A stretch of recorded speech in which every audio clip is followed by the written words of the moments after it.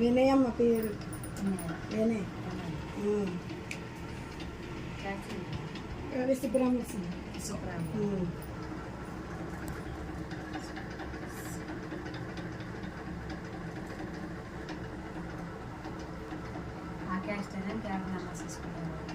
ఎవరినైనా పర్వాలేదు, బాగుంటే చేసుకుందాం అనుకున్నాము, అసలు ఏమీ రావట్లేదు. శుభ్రంగా ఉంటే చాలు.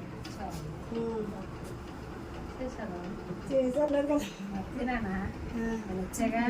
అసలు మామూలుగా అయితే కళ్యాణం అయ్యాక పులిమర్లు దాకండి వాళ్ళ ఇంటి ఎందుకు వచ్చాను. కళ్యాణం అమ్మ మామూలుగా ఎవరు సాధారణ ఎవరికి ఎవరు పొద్దున్న సడన్ గా వస్తామని చెప్పి కళ్యాణం అయింది నిన్నే. పొద్దున అదే అన్నమ్మా వాళ్ళు ఎంత అదృష్టం చేసుకున్నారో అట్లా బయలుదేరుతాం. ఆయన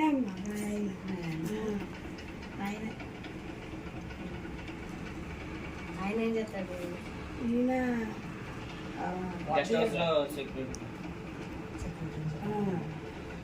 వాచ్మెన్ డ్యూటీ చేస్తాడు.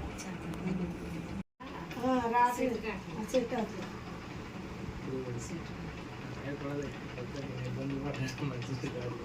రానిచ్చింది రానివలా రాను నువ్వు చాలా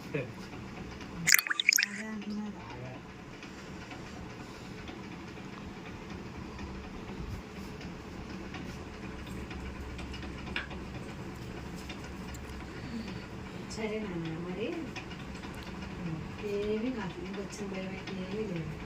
అసలు పరాలు పండగ అవ్వకుండా పిల్లలు మాట్లాడకూడదు, అది రాను కూడా. అలాంటిది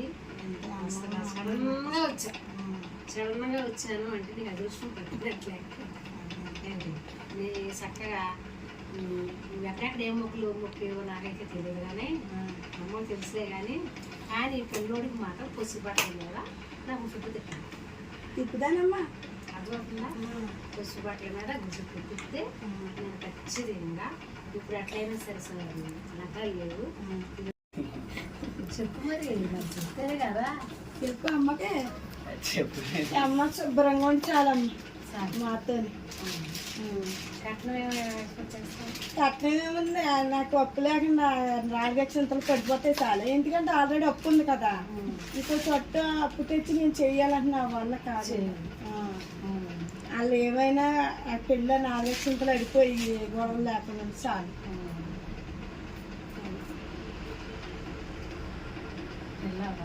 తెలియలే ఉందా, బోల్ డబ్బులు పోగొట్టేసాను నేను.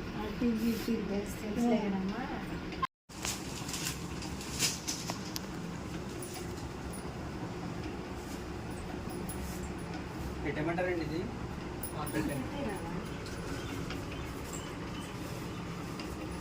ఇది చూడండి.